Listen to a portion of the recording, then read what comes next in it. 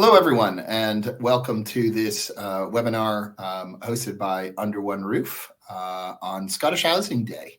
My name is Mike Heffron. I'm the Chief Executive of Under One Roof, which is Scotland's only charity dedicating to helping owners of tenement flats and housing professionals organize common repairs, maintenance, and retrofit in their buildings.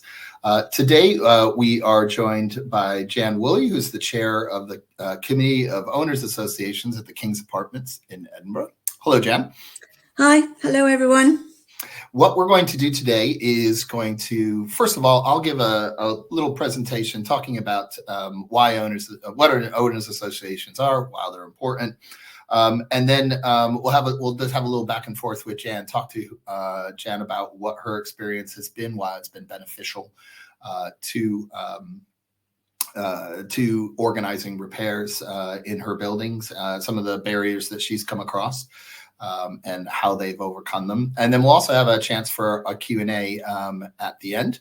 Now, what we're using today is a webinar package called Big Marker. So if you notice on the right-hand side of your screen, there is a few little tabs. They say chat, Q&A, polls, and handouts. So the chat one is one where you can just type in messages just generally. And also if you have a message for the person that's helping run things in the background, and Rebecca, our great comms officer, that might be able to help you out. Rebecca also probably posts some links to the Under One Roof website on owners associations as we talk through things.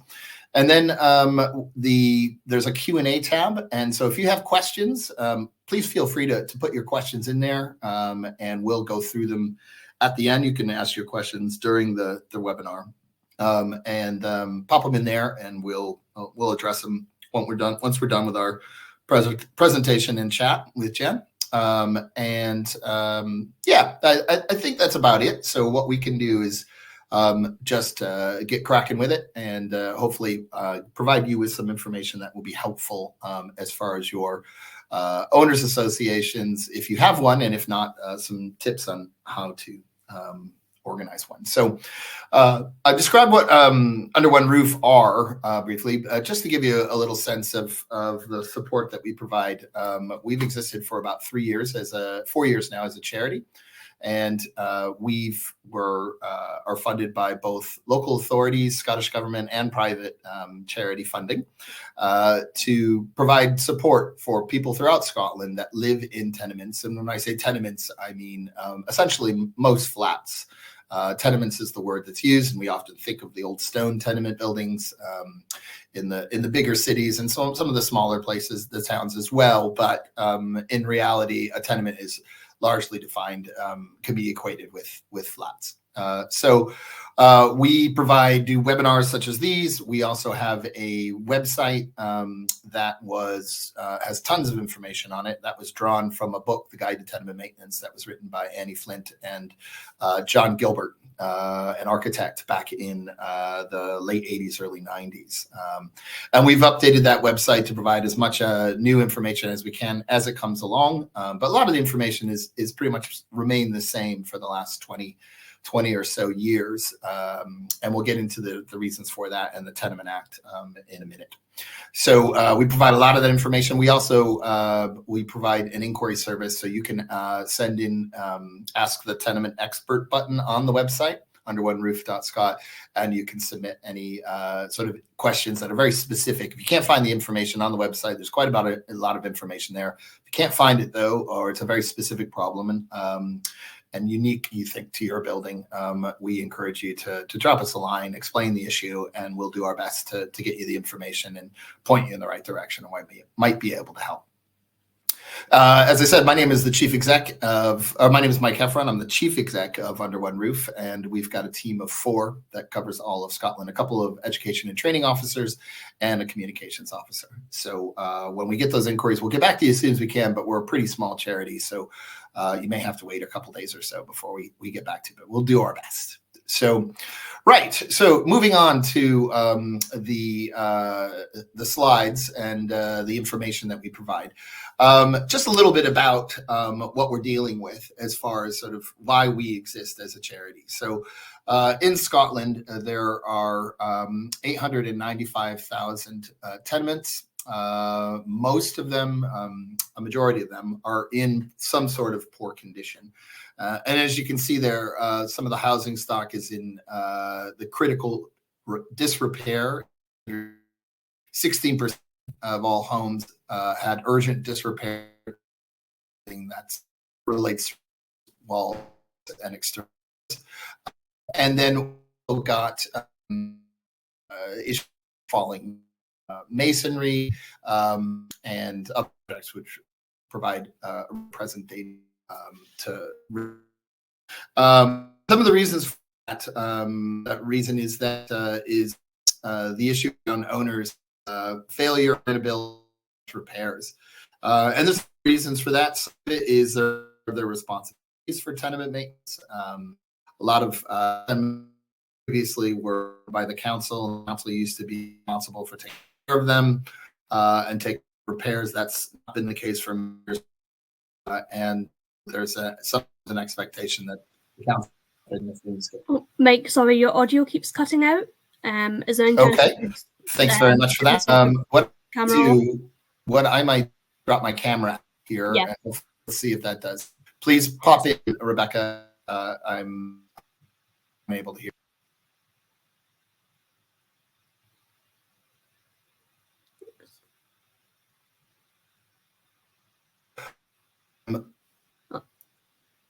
We still can't hear you, Mike. What's that? Oh, we can hear you now. Yeah. Hear me now? Yeah. Thank you very much. Please let me know if you can.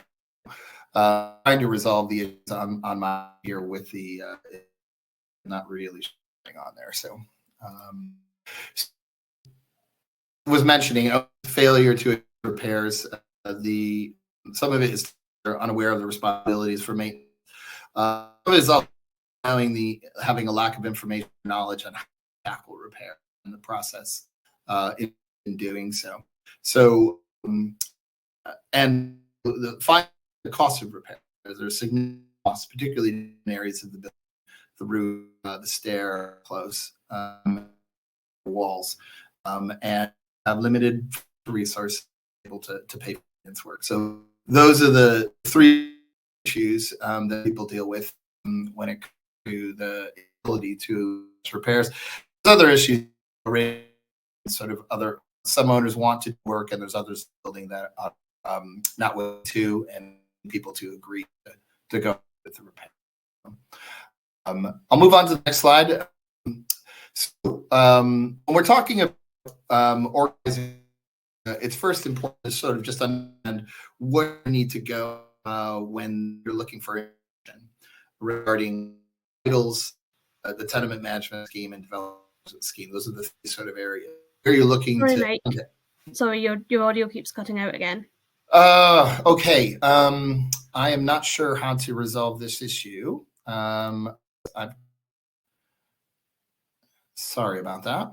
Yeah, I can see that my audio is dropping in and out. Give me 2 seconds. Let me see if I can. Thank you. Shut down anything that's going on.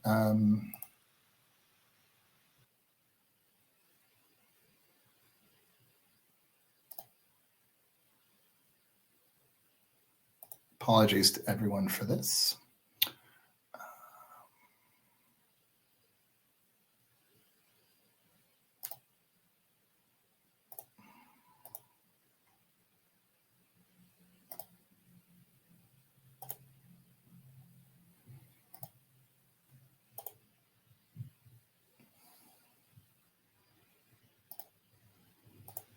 Just going through and trying to shut down a few things that might be sucking up some of the internet in the house. It's one of the things we do is we work from home, and sometimes we run into problems along these lines as far as sort of trying to deal with particular. I think it's a bit better now. Okay, let's see. Let's see what we can do to do that. Sorry, apologies everyone for the technical problems that we're having right now. It could be, I've asked my daughter to stay off the internet, so maybe that even could be an issue. So I've told her to stay off there, so hopefully that's not the case. So, okay, well, let's try it again. Rebecca, just pop back in if you're noticing that there's any issues.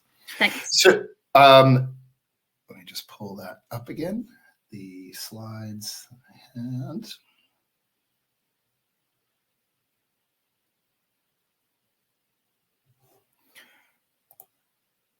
right. So what I was talking through was the relevant legislation that revolves around trying to organize common repairs in tenement buildings. So the first place you always want to look to when you're trying to decide what rules you have to follow to organize repairs and maintenance in the building is your titles. So those are always the first place to look. And the burdens within those titles include rules for management and maintenance of building repairs. So that will tell you, ideally, they will tell you what parts of the building are commonly owned, what your rights and responsibilities are in relation to common property, how to make decisions regarding maintenance, and splitting the cost between owners.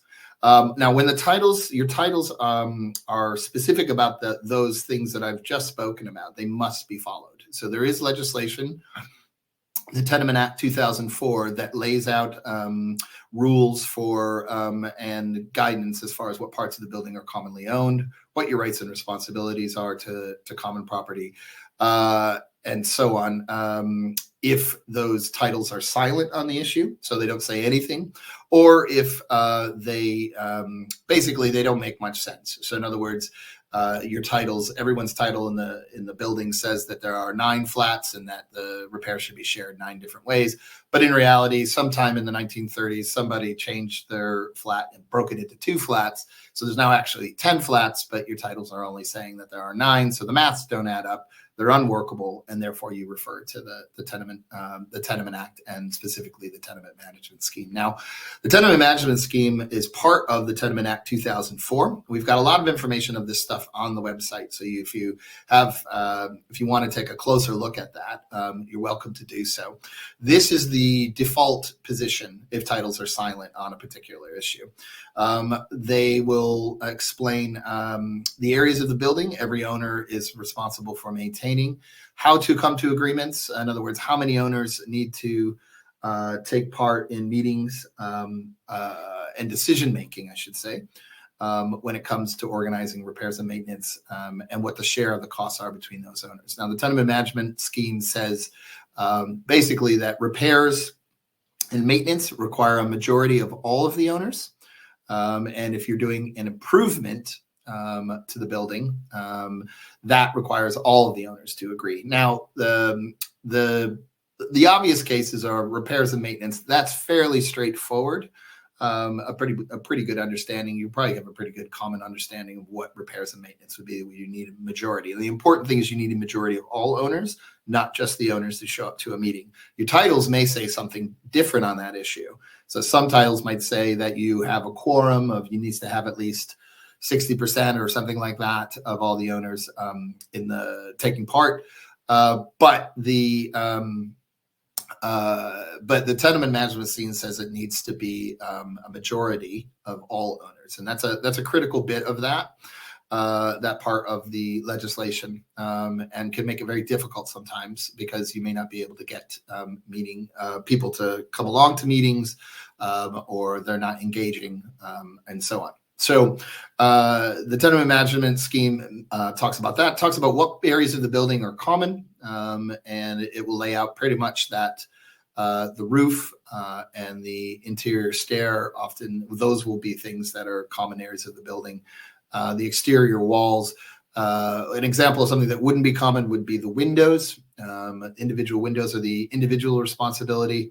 There are some things, it's not really quite laid out in the Tenement Management Scheme, but it explains how to deal with an issue that might be not for everybody in the building, but more than one person. So we call these mutual repairs. And that would be something often comes up in the case of water leakage from an upstairs flat to a downstairs flat, and lays out what part of the building, what part of the floor or the roof, depending on which flat you're in, is the responsibility of who in that situation. And there'll be examples where you both have to share the cost, but not everyone has to share the cost. So the 2000 Act says that the roof is a shared responsibility unless the titles say otherwise. Previously, there was an understanding that the roof was the responsibility of the person on the top floor. That's no longer the case. It hasn't been for a while. So everyone is responsible for the roof of the building. Now, there's a few areas of the building that the Tenement Act does not quite spell out the details on. We call these gray areas. These are issues. Dormer windows is a perfect example of that. Is a dormer window a roof? Is it a window? Those kinds of issues. That's the kind of thing where you need to probably seek professional advice on, legal advice on. Another is that gets confusing is skylights or cupolas. I know whether those are windows or whether those are parts of the roof. Another area that can get a bit gray as far as who's responsible for. And then the third bit of that is the development management scheme. Now, the development management scheme, we won't really go into a lot of detail about this, but this is as part of the legislation, is used for large scale residential developments and modern blocks of flats to manage the communal areas of the building. I've got another slide that will quickly go through that. That probably doesn't apply to many of the people here, but if you're in a modern flat, you may be part of a development management scheme that lays out exactly how your owners association works and your membership of that. So getting down to owners associations. So these are one of the critical things to organizing common repairs. And it makes sense, right? That you need to have some sort of formal way to be able to talk to the other owners, to have some sort of decision-making process in order to go through with repairs when you need to have a majority of the owners to agree to go forward with a repair or maintenance work. Now, an owners association is not defined by legislation. It's not recognized as an incorporated body. That will be potentially changing quite soon. I'll talk a little bit about that right at the end, but there is potential for legislation that we're expecting to happen either late this year or the beginning of next year that will essentially make owners associations mandatory. But we'll get into that a little bit at the end. So we always recommend the owners association, because it's not defined in legislation. You can set it up any way you want. We recommend that you should have a constitution, an agreed set of rules and procedures, what the purpose of the association, the office bearers, structure of meetings. I mean, to the extent that you have office bearers, this is largely the person that would organize the meetings. And it's also a good reminder that it's a good idea to maybe change that every few years, so it's not always the same person that's always having to do all the organizing work. The Constitution will lay out sort of how decisions are made as far as planning and maintenance based on whatever either the titles or the Tenement Act says, how you'll go about deciding how many contractors to seek quotes from, how you're going to arrange payments, who's going to hold the money. As I said, owners associations are not able to, they can be incorporated. It's very difficult under the current system to do so. So it needs to largely end up being one or two people that sort of hold the money, that everybody agrees will do that and then make payments. But it'd be interesting. We'll talk a little bit later with Jan about and how they do it in their owners association as far as making payment arrangements. Advantages are you can make quick decisions quicker and speedier. It gives leadership and a contact person to the repairs process, encourages, of course, everyone in the building to be actively participating and aware of what's going on and being able to feed back on the repair work. And again, it's a single source of contact for better communication. One of the things it's interesting about Scotland is that factored buildings. So a number of factored buildings, majority of buildings in the Glasgow area have factors, and the majority of the buildings outside of Glasgow do not have factors. So people self-factor in the sense that they take care of the organizing repairs, finding contractors. Factors often will take that element on, not always, but they oftentimes will arrange for contractors. They sometimes will recommend works, but it's ultimately the owners and the owners association that needs to direct the factors on what they need to be doing as far as repairs and repair work. And factors won't. They may even hold the money, which is something that can be very helpful. However, one thing key to remember with factors is that they will not organize, pay for repairs. They will not get repair work done if they don't have all the payments. So if not all the owners have submitted the money to do the work, the factor will not pick up the slack and chase them later. That is basically, I mean, there might be a few factors that do that. For the most part, though, factors will not do that. So you need to make sure that as an owners association, that everybody is already putting in their share. So moving on quickly to development management scheme. So just a really quick review of this. This is part of the Tenement Act. These are for modern flats. This does actually act as a corporate body. And those are defined within the legislation. It mirrors common practice in flat management in other countries. So in Scotland and England are two of very few countries around the world that does not make owners associations mandatory. Most of the world, most countries in the world have mandatory owners associations associated with apartment blocks, flats, tenements, whatever you want to call it. So, and it's generally considered best practice guide for developers and conveyancing solicitors in order to, when setting up the governance provisions for development. This is largely what is going to be the basis for legislation related to mandatory owners associations. But like I said, I'll talk about that briefly at the end. This is just a quick little slide that we always pop into these. We don't need to focus on a lot today, but we've just sort of put down a list of the sort of the order process for organizing the works. And that when you have an owners association, is part of it is just identifying the repairs first and talking to all the other owners and reaching a decision. That's very much part of the owners association, and the benefit of having one is that one person can identify that there possibly is repair work that is needed, and then communicate that to the rest of the owners association. And they may have like a WhatsApp group set up or some other way to collectively talk to everybody in the building and let them know that some work possibly should be done, and what, and then set up a meeting to actually discuss going through with that. The rest of it is actually fairly as you would expect as far as getting competitive quotes, getting in the agreement from all the owners to proceed. One of the key bits about owners associations is that they need to be able to communicate. They need to show that they've communicated, even if not everybody shows up. They need to have proof that they've communicated or tried to with all the other owners. They don't need to all be there, but you need to have some sort of proof, which it could be just taking a screenshot of a message that was sent, putting a letter through the door of the flat. That's just to protect yourself in case you go through with the repair and then somebody comes back and says, well, I didn't know there was a meeting. You can show that you've made the best effort you could to reach that owner. And then the rest of it, of course, is fairly straightforward as far as sort of organizing the works. Now, I just talked about that proper procedure. So that's informing owners about repair issues and arranging a meeting, making sure that you've recorded everything, all the minutes, taking minutes and then recording the decisions, and then making sure that you've communicated that information because someone could appeal in court against decisions if you haven't followed those procedures. Some of the difficulties, of course, is around tracing owners. Many of you may have had this problem too, where you may have empty flats or you have landlords that live overseas. So there's not much communication with the actual owner of the flat. There's a letting agent that's involved. And such. So we put down a few tips of websites that you can use to try to track down owners that you're not able to communicate with, whether it's through the Registers of Scotland or the Scottish Landlord Register. We've also suggested too, just hiring a private detective, even if it gets to that, or using social media to track down owners of buildings. We know that this is one of the difficult things sometimes with trying to organize repairs.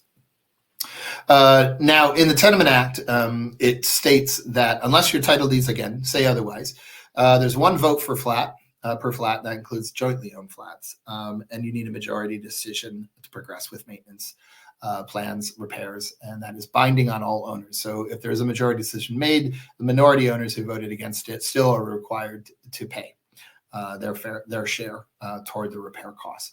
One key thing, I mentioned it as a majority. A tied decision means that is not a majority. That's obvious, but it's important to note because if half the owners agree and half don't, that means that there will be no repairs.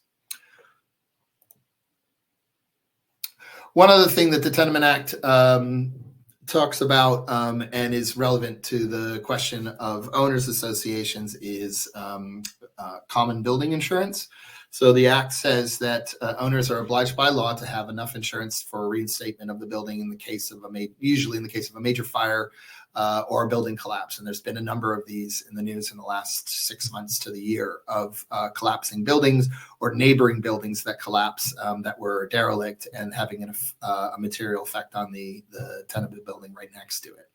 So the Tenement Act says that everyone must have insurance that covers the reinstatement value.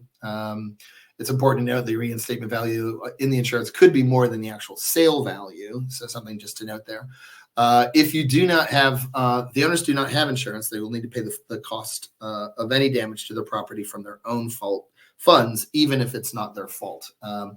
And another thing is that if one owner is uninsured or underinsured, there's major problems for the owner because everyone else potentially that person may not be able to pay the full amount of their share, and therefore other people are going to have to cough up money to make sure that that it's covered, their share of the repair work, because otherwise none of the repair work gets going and everybody is stuck. So there'll be a situation potentially where you would have to do that. So there is block or common insurance. This is an kind of insurance often organized by factors. It doesn't need to be. Owners associations are perfectly able to do so. This is an insurance policy that covers everybody in the building. It's the safest bet as far as knowing exactly what everybody's insurance is covering and in the building. There's also individual building insurance. So everybody can individually get insurance that covers the common areas of the building. But they're required to do so, either one or the other, right? The block common insurance where everyone has it, or individual insurance. And other owners have the right to see evidence that from their co-owner that they have insurance. It's not the kind of thing that's really enforceable, however. You can't call the police if somebody won't show you their insurance document, but legally people are responsible for having that insurance, and they are legally responsible to offer evidence of such should they be asked for proof of that. One thing just quickly to note, you may have contents insurance. That is not the same thing as common building insurance. So just something to note on that is that it's not the same thing to have contents insurance. That just covers your own personal possessions. Good idea to have, but it is not the same thing. So you'll need to have both. This has been a very quick sort of run through this. We're going to talk to Jan, and I think that's why a lot of people would like to hear about her own experience. One thing, though, I wanted to sort of note is that the Scottish government has agreed to progress with legislation on compulsory owners associations. A public consultation was held last year that closed. We're expecting very shortly to get recommendations from the Scottish Law Commission that will lay out potential sort of answers to the consultation, but also recommendations as far as what they think the draft bill should be. And there are three elements of that. So what's going to happen, I believe, should there be legislation related to mandatory owners associations, is that there would be it's basically when the legislation passed on a certain date, everyone in a tenement building would essentially have an owners association. It would just be, if you were in a building, you've got an owners association now. Your requirements as part of that is you need to appoint a manager That could be one of the fellow owners. That would be an obvious thing. However, you do have the ability, if your factor would agree to it, to have one of the factors act as the manager. And the manager's job is basically going to be act as the contact and the official contact for that owners association. And there'll be some sort of register for owners associations, which will be really helpful for doing contracting work, so people can know who the main contact is should they have any questions. The other two requirements, so there's appointing someone in the building or someone else to be a manager of that owners association, sort of a chair. We expect that it will also say that they need to meet at minimum once a year and that they have to set a budget. We don't expect that there be any number attached to that budget. So you could attach it to something very small just to cover the maintenance. We would recommend that you would set a budget for a larger amount to potentially put money aside for major building repairs. One of the problems of getting major repairs done is that they are so expensive and that all the money is due at once. And so if you can start saving money up, putting money aside in a building reserve fund, then the bite of having to fix the roof and the cost of that will be a lot less because you'll have some money put aside. So we are expecting sometime in 2026 that the legislation would be put forward to government. As you may know, there's an election coming next May, so we probably wouldn't actually see that legislation actually coming into effect until early in the next parliament. But we at Under One Roof act as co-secretariat for the cross-party working group in Parliament on tenement maintenance, and we've been a big supporter of this, and we're thinking that this is something that all the major parties that we've been working with think is probably a good idea. There's a lot of different sort of the cross-party working group is exactly that. There are a number of politicians from all the different parties that see this as something that is going to be necessary to help address building disrepair. Finally, and I've just talked a lot about this, but the only other thing that I didn't mention is we've got a repair checkers that you can kind of go through step by step to see what your options are as far as doing repairs, whether you need to do so. And we've also got a monthly newsletter that we put together. And that sends out information. We send out sort of updates, tips, all those kinds of things that you can sign up to. So you've got the website there and you've got our email address, and would really encourage you, if you have any questions, to let us know. I'm going to take a gamble and turn my camera back on. Let's see how we do here. Rebecca and Jan, please let me know if my voice drops out, but Will do. Okay, great. To be honest with you, I think the solution might have been telling my daughter to not use the internet, and then she went, okay, and then I think proceeded to use the internet. So as soon as I used my phone to turn it off, things got a little better, so we'll see. I'd like to bring Jan in to this conversation. Jan, thanks so much for joining. And hopefully some of that information, or a lot of it, was familiar to you as far as the work that you've done. But first of all, maybe you could just do a little introduction of yourself and talk about the Owners Association that you are the chair of. Why it is that you and your neighbors decided to set up an association and what that looks like. Okay, thanks, Mike. Yeah, that was very informative. I didn't know all of it, so that's helpful. Yeah. I live in a block of flats. There are actually 42 flats in the block, three separate stairs and a little maisonette on the end.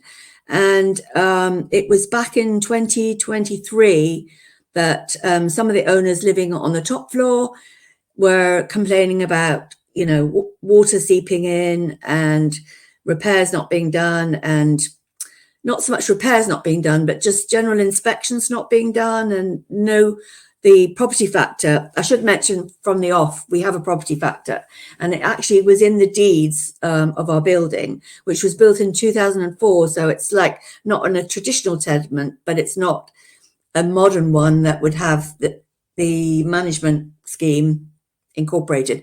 But the deeds say that once the building is complete, it'll be handed over to a property factor. And so we're on to our third one now.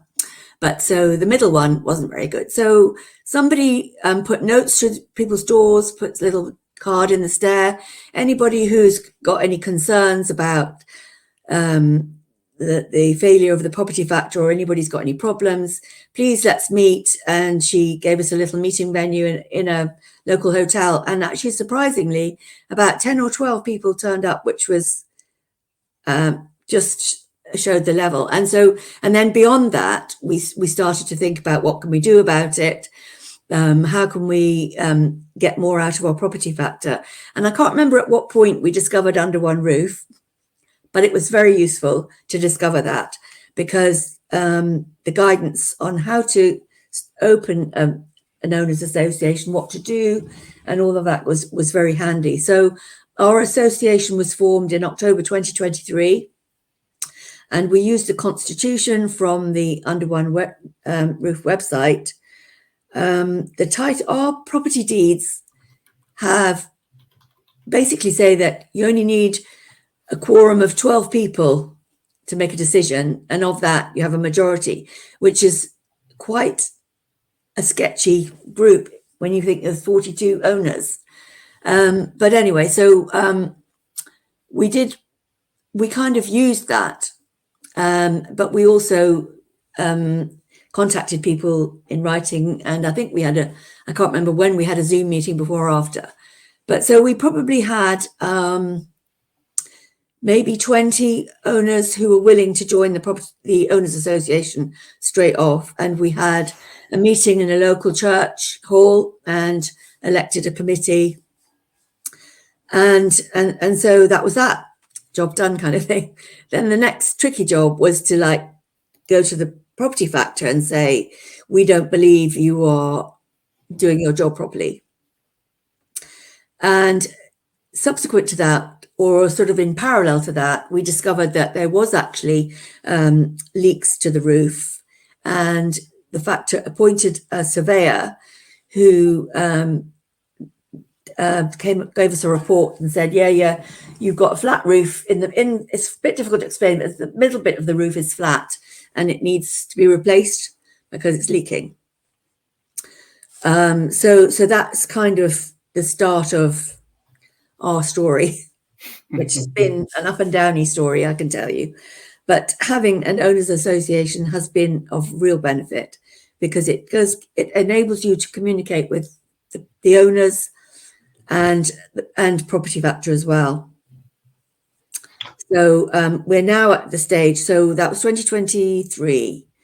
So now 2025, not quite 2 years, we have just managed to collect all the money required for the roof repair, which is £500,000, which is a huge amount.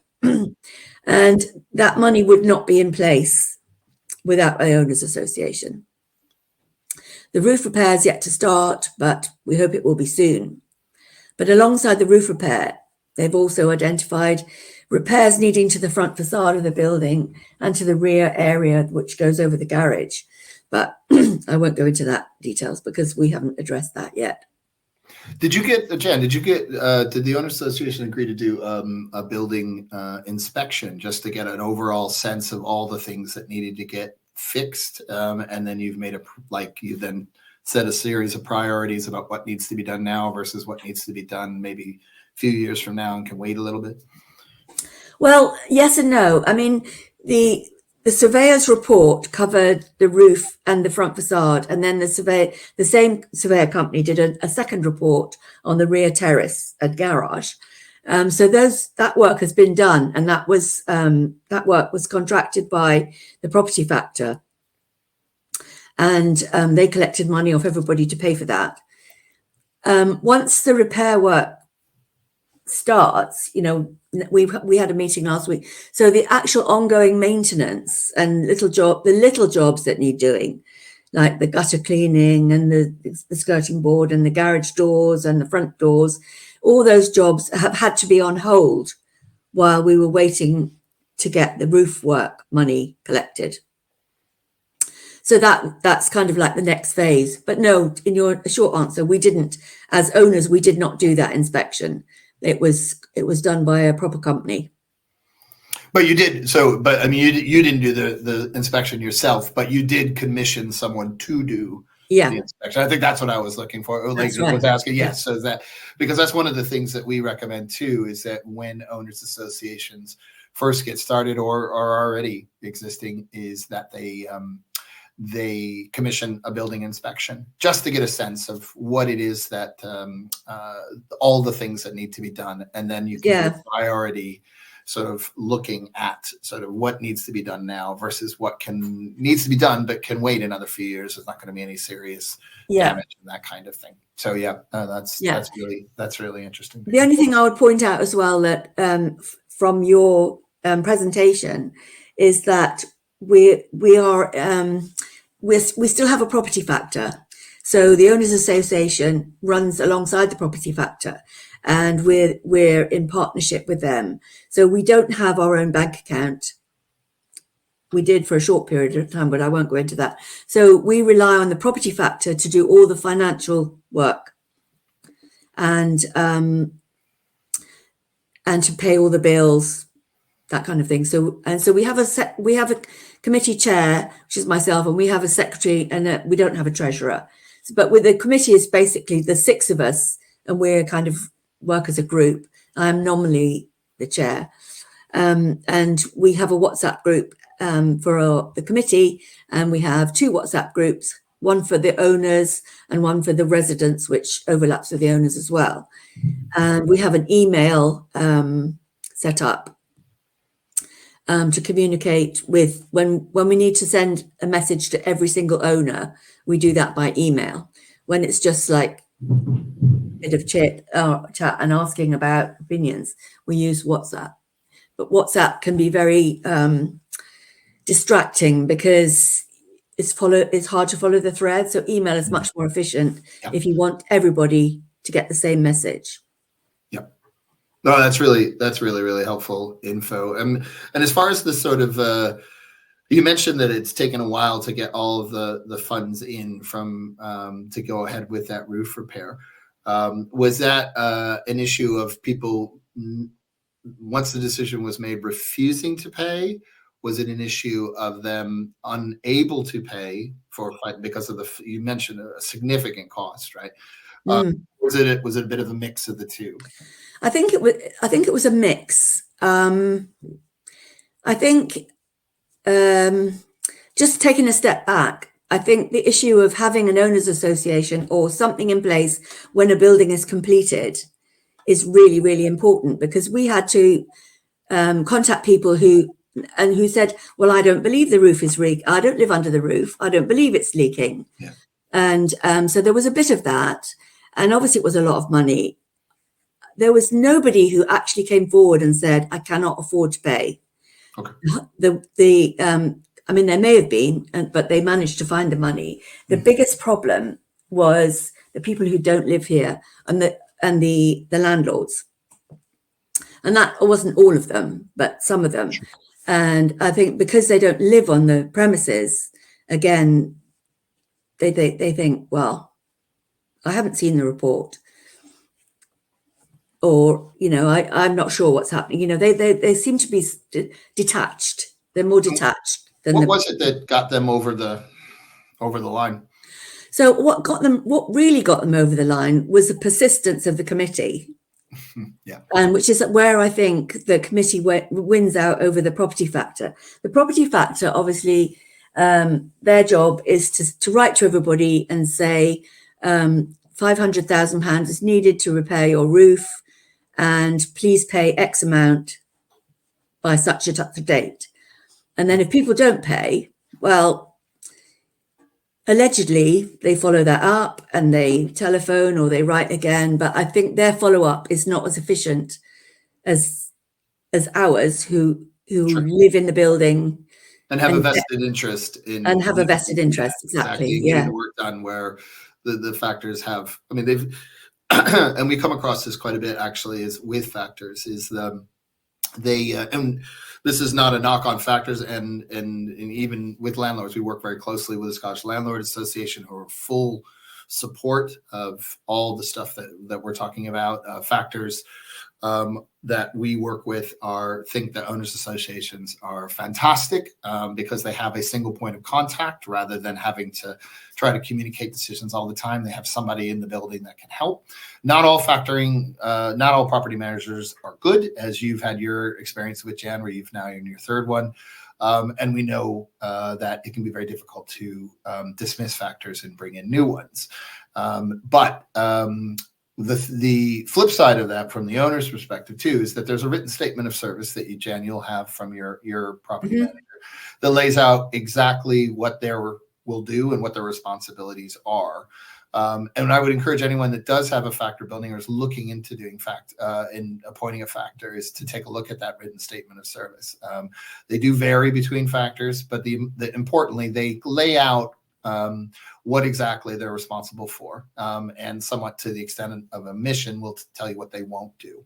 And there is sometimes we do come across a number of owners who have an expectation that the factor will take care of the repair from start to finish, and that they essentially act as owners associations. And that's really important. And from your experience, very much the case is that ultimately the owners are the ones that are going to move the project forward and the ones that need to sort of make sure that the work is done. Because, I mean, ultimately they're commercial organizations. They are, if assuming it's not a social housing factoring company, which is sometimes the case if you've got a mixed tenure building with some social housing in there. But ultimately, they have a set amount of rules, and they're managing a number of buildings, and they'll do what they said that they will do, or they should. And you have options if they don't.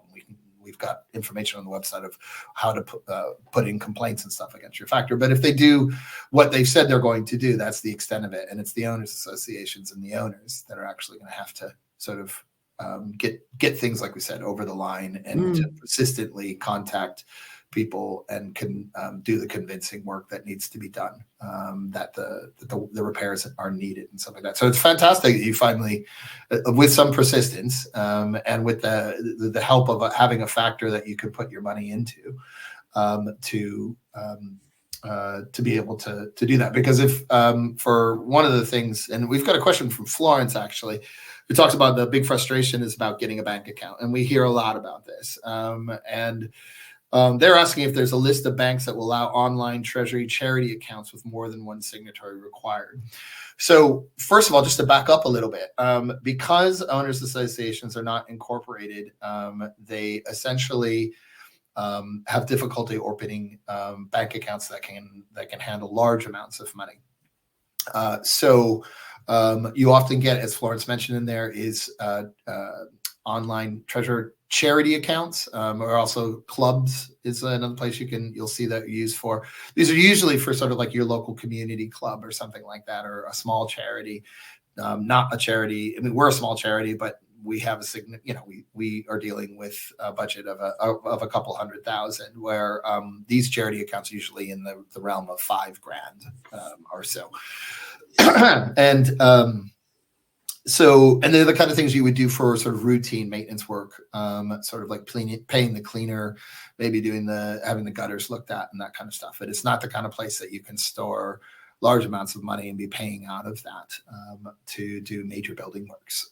And so what ends up happening is that one or two people in the building, or there'll be one person basically that will agree to hold the money in their bank account, or maybe open a new bank account, but that's where the money sits. The problem with that, excuse me, is that they are ultimately liable, which is why incorporation is such an important thing, right? Is that, incorporation means that everybody's going to be equally responsible. Without incorporation in these cases, I'll give you an example, something that happened to one of our founders, Annie Flint, where they were doing building works. They were not happy with the quality of the building work, so they withheld the last payment to the contractor, and the contractor tried to chase the money up for that last payment. And they didn't come after the owners association. They came after Annie, because it was Annie that had signed the contract.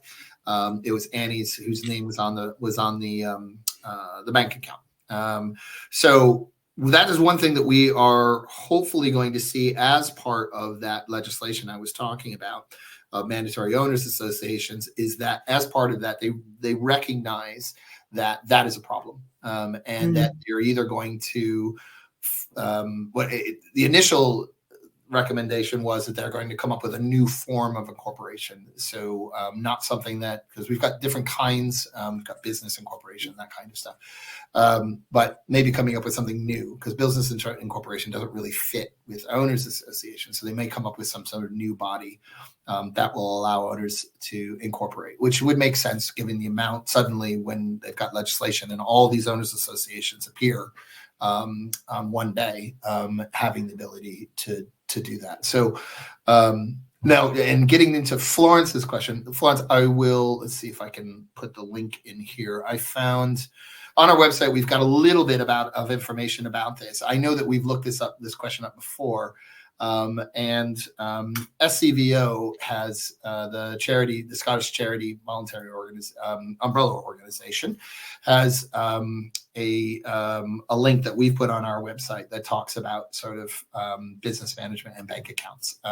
This might be a resource that you can find useful. I know in the past too, when we've looked up this issue, is just doing a Google search for charity accounts. And just basically using AI or Google to try to find charity accounts. Jan, why don't you come in here, because you said you had a little experience with this. We did have a bank account because we, as owners, we thought we needed some legal advice. And so basically we asked everybody to chuck in a few quid, and we raised, I think it was about £1,000, and we opened a bank account, which was a kind of community account.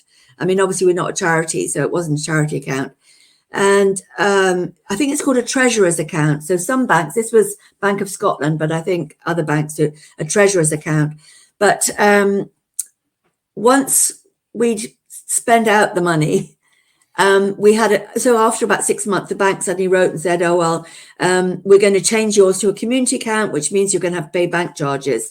So, I mean, that was we closed it straight away because there was no point in having it. I think I agree with what you say, Mike, about the big amount of money, because we had to ask our property factor if they would open an interest bearing, because I think it says in the guidance that the money collected for the roof should go into an interest bearing bank account. Well, most property factors just have a day-to-day account, but ours agreed to open what they call a sink fund account, and they've put all the money in there, because again, when people are paying quite large chunks of money and it's taking a while to collect it, you want that money to work for you.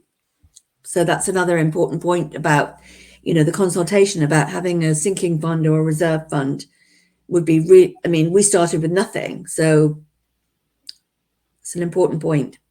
Yeah, and that's one of the so there were two other things the cross-party working group I mentioned had put forward 3 proposals back in 2019. One was for this mandatory owners associations.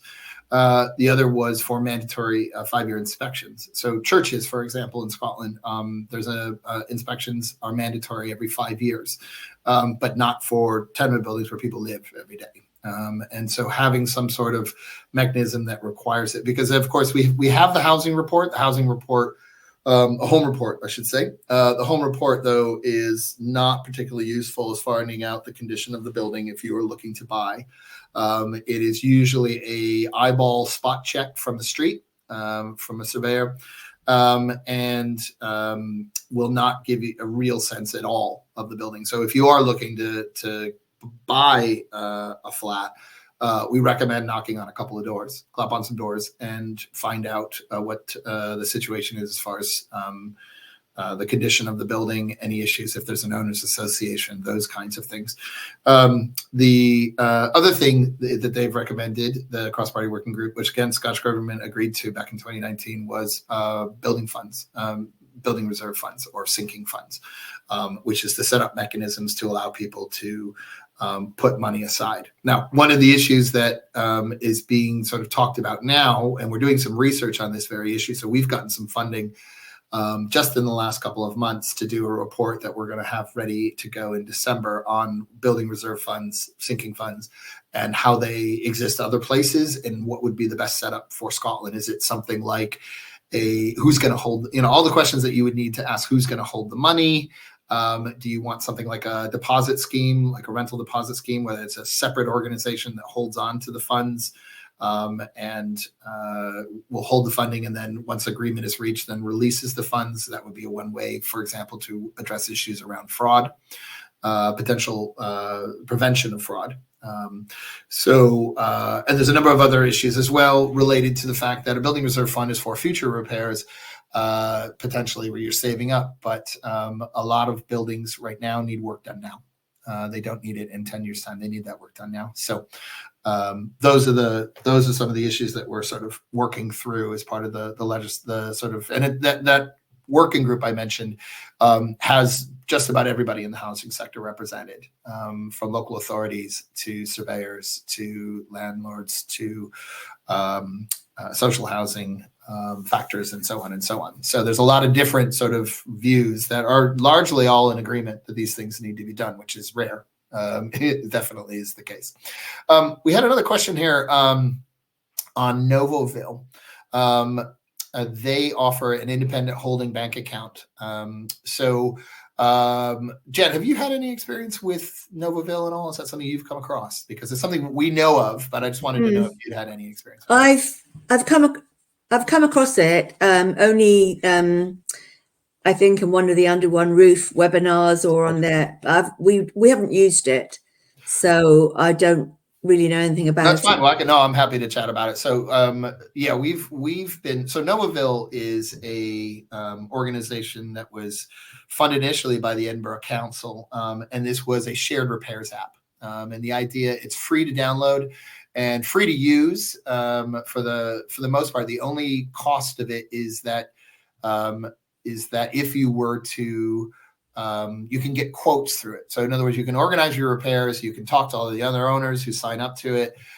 You can it draws information from our website on different parts of the building, all this stuff. So we've been involved in the sense we haven't get paid for it, but we got involved in the sense of we're willing to share the information we have so they could come up with this. And one of the things it has is an option for a bank account that you can save your money into. As somebody had mentioned about the was asking about that. So yes, that is definitely an option that you could definitely look into, an organization that we know and think highly of as far as sort of helping owners try to organize repairs.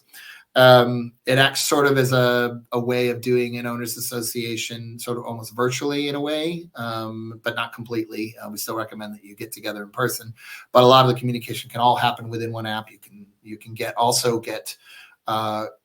put out for quotes for the building work, and then you will get quotes back through the app, through the Novoville app. If you choose to go forward with one of those quotes, this is where Novoville gets their profit, is that they will take, I can't remember what the percentage is, it's not huge, but they take a percentage of whatever. There's a cost that you pay Novoville for getting that quote and going with that particular quote with the contractor. But the rest of it, you don't have to do that. You can go out and get your own quotes on your own. Or compare what you've got through the app through your own experience. I mean, one of the things that we talk about as far as finding a good contractor is take a look at where scaffolding's going on your street, and then just knock on the door and ask somebody there what they think of the person that's doing that kind of work is doing. Dan, what was your experience with? So just to finish off on that, I think we would definitely recommend taking a closer look at it. Like I said, it's Novoville. It's Novoville. Rebecca, if you could pop a link to that in the chat if you haven't done so already, and would recommend taking a look at that because they work. They are represented in majority of the councils in Scotland, certainly Edinburgh and Glasgow. So the councils, the housing teams on the councils also think that they're a good idea. Jen, what was your experience as far as sort of finding contractors? What did you find was the best way to go about doing this with your owners association? We didn't, basically. It was the surveyors. The surveyor who did the report also found the contractor, so we didn't do that. Okay. That's an option we can do. I mean, there's no requirement. This has come up in the past questions we've had. Do we have to get a certain number of quotes before we can bring them to the Owners Association? As we mentioned, Owners Associations aren't currently regulated by legislation. You can do it pretty much any way you want if you know If you want to get 2 quotes, that's fine. If you're really happy even with 1 quote, we'd recommend that you get more than 1 for very obvious reasons we won't get into. But it's good to have some comparison. But it might be that you have somebody in the building that happens to work in the building trades or knows someone in the building trades. That can work both ways, because there can be someone that says, on one hand, you can get a good deal because it's somebody that lives in the building and knows someone. On the flip side, it could be somebody who's, when you get the quotes, you may like the quote that might be a little bit more expensive than the person who lives in the building. And that person or a few people might say, well, why are we going with them? I'm going to vote against it because obviously we should go with my uncle. Or my brother or son or my sister or something like that. So it can work both ways on that side of things. But I mean, you can get to know, you can speak with those contractors as you would anyone else. But like I said, even just knocking on doors, if you see, there's always building works going on in tenement buildings, and find out what the owners are thinking about the works that are being done. And if you've got a factor building, of course, they can help you oftentimes with that process too. Of actually sort of they may have people that they recommend or that they've worked with in the past on certain projects that they have, maybe larger developments that they can recommend as well.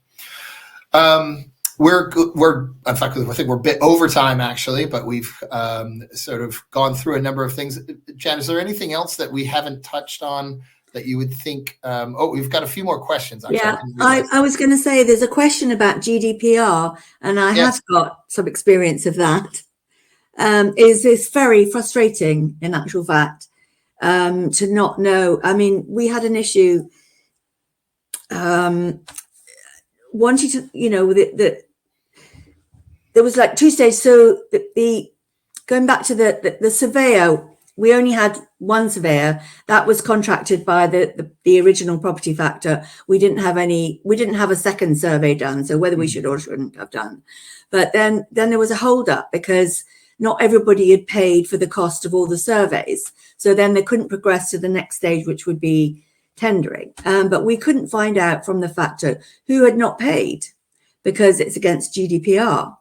Although later somebody else told us that, well, if you ask all the owners in the building, if you have paid by the law of averages, you can work out who hasn't. But I mean, that's not really very practical. I think our new property factor was much more cooperative on that in letting us know the flat numbers that hadn't paid without giving away the owner's details. But the issue, but also the guy saying that, or the person saying that they don't know who the owners are because there's only a few occupiers. The landlord registry, in Edinburgh. Well, I can only speak for Edinburgh.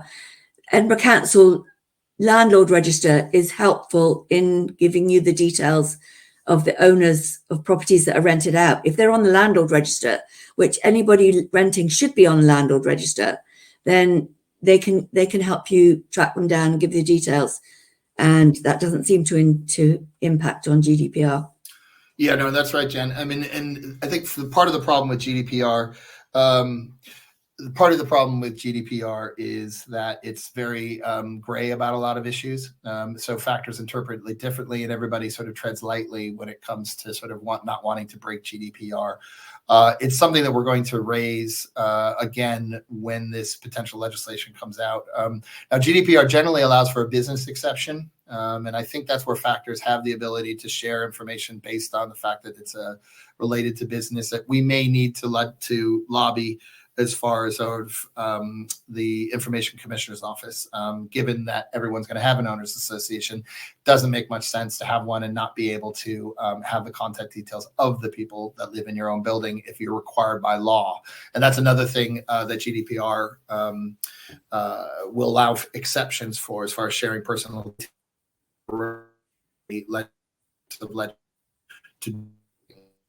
and you need to be. You're cutting out again. Sorry. I'm cutting out again. Yeah. So you're required basically to share that information. So anyway, long story short, on that, we are going to look into that around that issue. I'm going to drop my camera off for the last drop my camera off for the last minute here just to hopefully deal with the issue. I'll just quickly add as well before you go about the issue of information, finding out, the letting agents vary in their helpfulness in terms of contacting. So when we didn't know the names of all the owners in our building, we were trying to get votes on changing factors. We were trying to so we would write letters to the letting agent of the properties in the building and ask them to pass them on, and that was successful in some. So that's another way that you can try and track people down. There's another way too. I believe it's Edinburgh Council, and it may be other councils as well, is that if you cannot find an owner in your building, and they may not do it for massive amounts of owners, as Pat has asked about, but but if you cannot find one or two owners, you can apply to the Edinburgh Council to get the contact details. They'll use the council tax registry. You just have to show them that you've made every other effort to try to reach them. But if you haven't, they will use the council tax registry to be able to provide you with information. So you may try contacting your own council to see whether or not they do that if you're not in the Edinburgh area, to help you find people and do that work. But it's definitely something that is recognized as a major problem, is that around the issue and factors. I think we get different responses from different factors based on that very question. And I think that might actually make a very good, interesting webinar, or not maybe a webinar, but an article for our own upcoming newsletters to talk to some of the bigger factoring companies and find out how they manage that particular problem, because they certainly, I think, are frustrated by it too. They know that owners are going to be much more likely to be able to get people to pay up than the factor will be necessarily if people know that the other owners know that they're not paying their share. One final thing from Ian. So Ian mentioned that the Property Factors Act stipulates that the contingency funds should be interest bearing. And that is true. There was a little flexibility on this. So there was a period of time right around COVID where bank savings accounts were basically there were some that had, particularly the charity accounts, had zero interest. We found, for example, that Edinburgh Council waived that particular rule for them to be interest bearing. So though technically the Factors Act says that those contingency funds should be interest bearing, and when I'm talking about is largely around sort of the issues around opening a bank account for the owners association, that given the market circumstances around interest rates, sometimes they have a little bit of flexibility to do that. However, the property factors, he's absolutely right. The Property Factors Act stipulates that those funds that they held should be interest bearing, and that funds you should be able to see the benefit from that interest that's coming in. So just a little thing around sort of interest and how those different bank accounts sort of work. I think what we'll do is we'll wrap it up here. Do we have any other questions? I think we might have covered them all. Yeah. So before my mic cuts out again, I will say thank you for your understanding. Apologies for all the technical sort of stuff that's been plaguing us today, but we had most of you stick with us through it, so appreciate that. And to Jan, thanks so much for giving your experience on what's been your experience with that, and I'm sure we'll be talking again about how you can talk up the opportunity for owners associations. So thanks for taking part today. And finally, I'd like to encourage everyone to check out if you have any questions and get in touch with us. If there's anything that we haven't, you think of later that you'd like to ask us, please get in touch. Thanks very much. I would just say as well, I'm happy to talk to anybody who wants any information or advice. And please do. Yes, if you would, that's fantastic, Jen. You can that's contact great. Us. Perhaps contact me via Under One Roof, but I'm happy to give out my email address if anybody wants it. That's great. We'll just give us a shout at info@underoneroof.scot, and we'll put you in touch with Jan. Thanks very much for everyone for taking part, and we'll talk to you again soon. Thanks very much. Thanks, everyone. Bye. Bye.